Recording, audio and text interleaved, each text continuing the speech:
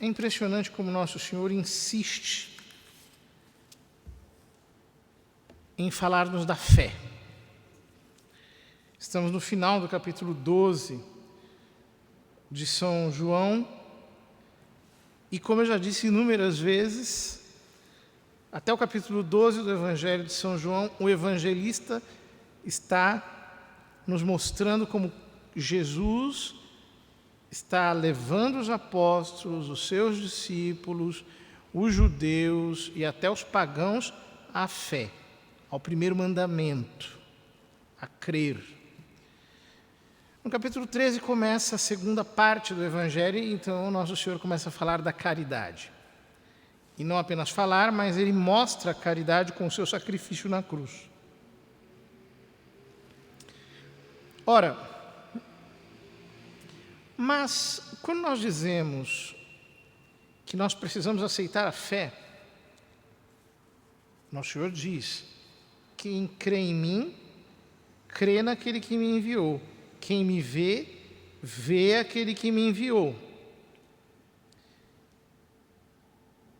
O que ele está dizendo é que nós não podemos ser parciais ao abraçar a fé. Nós temos que abraçá-la com todos os seus aspectos. E um desses aspectos essenciais é o papel da Virgem Maria na obra da salvação. Por quê? Porque, por uma questão lógica, a partir das Escrituras, nós podemos entender que Deus criou o mundo sabendo que o homem pecaria, porque ele é onisciente, e por isso, antes de criar o mundo, emitiu o decreto da divina encarnação. Porque aonde foi grande o pecado, superabundou a graça, de São Paulo. Deus só permite males para os quais o remédio é mais glorioso. E, portanto, se Deus, antes de todos os tempos, decretou a sua divina encarnação, ele a decretou em Maria. Não no sentido de que ela é eterna, mas no sentido de que, no mesmo decreto da divina encarnação, Deus decidiu criá-la para que, através dela, ele pudesse se fazer homem e nos salvar. Isso está muito bem provado nas Escrituras, quando Deus diz à serpente no capítulo 3 do livro do Gênesis: porém inimizade entre ti e a mulher, entre a tua descendência e a dela, entre a tua semente e a dela. Ela te esmagará a cabeça e tu lhe ferirás o calcanhar. Portanto, lá no início da história humana, Deus estabeleceu uma inimizade, uma guerra de morte entre a mulher e a serpente, entre a semente da mulher, que é Nosso Senhor, e todos nós que nascemos em Cristo, e a semente da serpente, que são aqueles que, ao invés de abraçarem a fé, chamam a Deus de mentiroso. Por isso Nosso Senhor diz no Evangelho: eu sou a videira e vós sois os ramos. Por isso ele diz no Evangelho: se o grão de trigo que cai na terra não morre, não produz fruto, mas se produz fruto, o seu fruto permanece.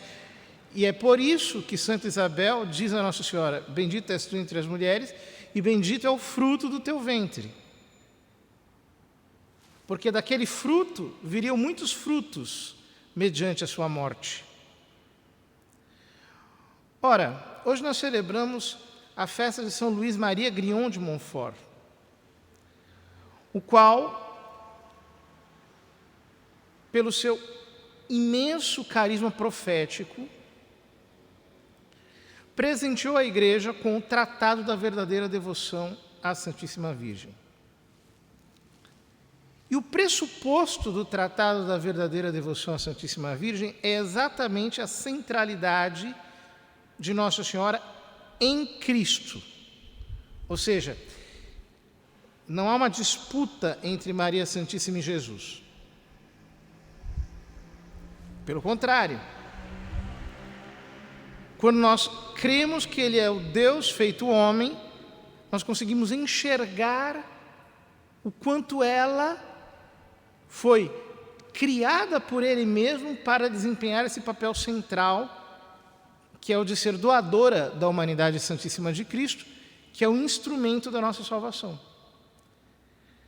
Mas essa missão de Nossa Senhora, ela não se encerra no momento em que ela diz Fiat mihi secundum verbum tuum, faça-se em mim segundo a tua palavra, ao anjo.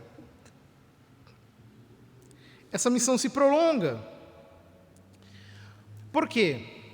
Deus dispôs servir-se de Maria Santíssima como instrumento de vingança contra a serpente, contra Satanás, que induziu a primeira mulher, Eva. Portanto, nós vemos no fundo da história duas disposições, dois espíritos, duas vontades. De um lado, a vontade rebelde de Eva, que é a marca da revolução, que quer conhecer tudo, que quer desobedecer a Deus, que quer ofender a Deus, que quer questionar a lei de Deus, que quer se colocar no lugar de Deus, que quer fazer do homem um Deus. A revolução antropoteísta, a revolução gnóstica, a revolução rebelde, indócil. E de outro lado nós vemos a atitude de Maria, obediente, adoradora, dócil, fiel, que entrega-se como instrumento para que Deus se faça homem nela e, portanto, que entende que Deus precisa vir para salvar o homem que é pecador, que é corrompido, o homem que jaz no pecado.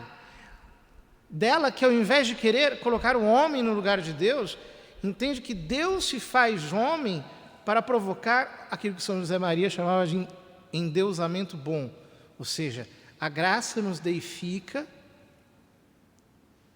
pela bondade de Deus. E a nossa missão é humildemente nos dispormos a ser esses instrumentos nas mãos de Nosso Senhor. Quando nós vamos para o livro do Apocalipse, no capítulo 12, nós entendemos a importância do Tratado da Verdadeira Devoção. Porque São Luís Maria mostra como toda a história tende a desembocar num conflito cósmico. Mais uma vez, a mulher contra a serpente.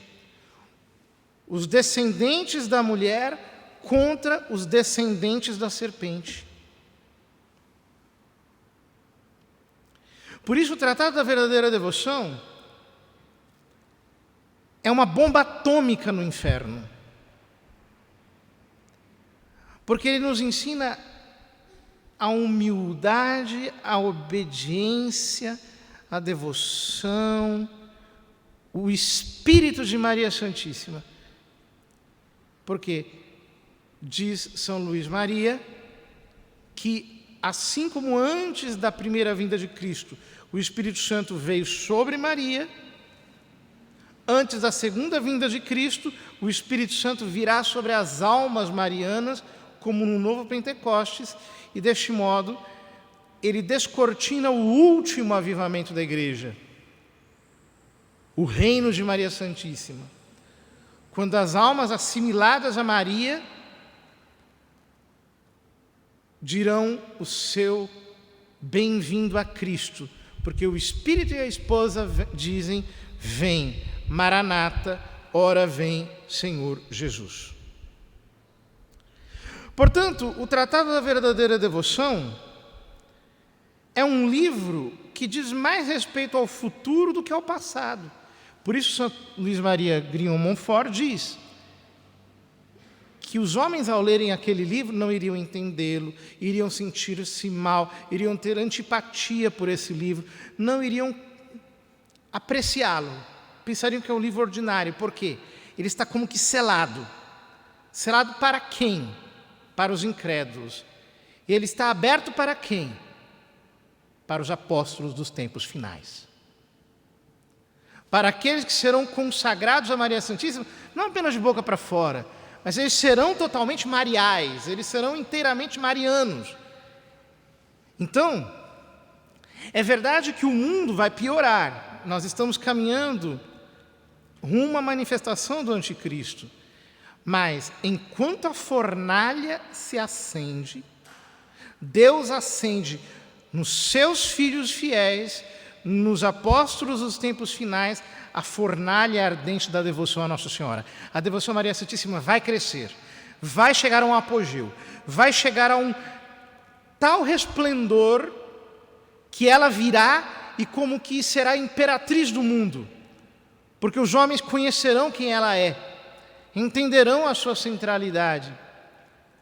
Falando dos apóstolos dos tempos finais, São Luís Maria diz, cito o Tratado da Verdadeira Devoção: Deus quer que a sua mãe seja hoje mais conhecida, mais amada e mais honrada do que nunca. Isso acontecerá sem dúvida, se os predestinados entrarem com a graça e a luz do Espírito Santo na prática interior e perfeita que seguidamente lhes descobrirei.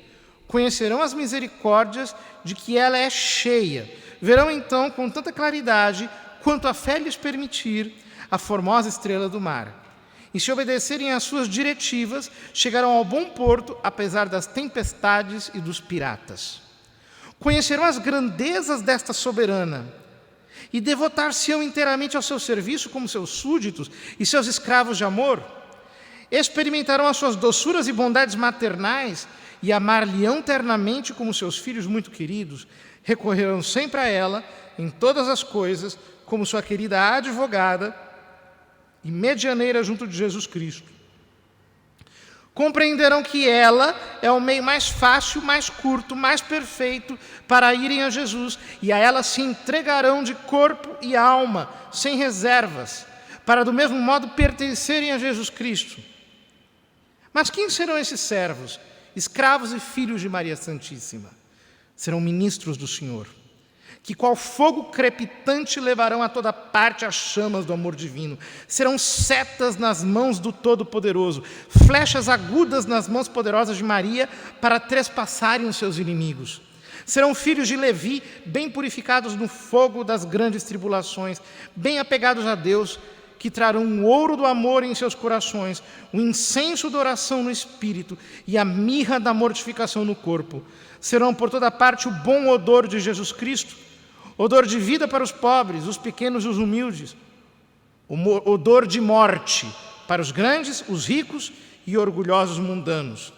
Serão nuvens trovejantes, que voarão pelos ares ao menor sopro do Espírito Santo, e sem se apegarem a coisa alguma, nem se admirarem ou inquietarem, espalharão a chuva da palavra de Deus e da vida eterna. Bradarão contra o pecado, clamarão contra o mundo, fulminarão os demônios e seus adeptos, atravessarão de lado a lado para a vida ou para a morte com a espada de dois gumes, que é a palavra de Deus, todos aqueles a quem forem enviados da parte do Altíssimo.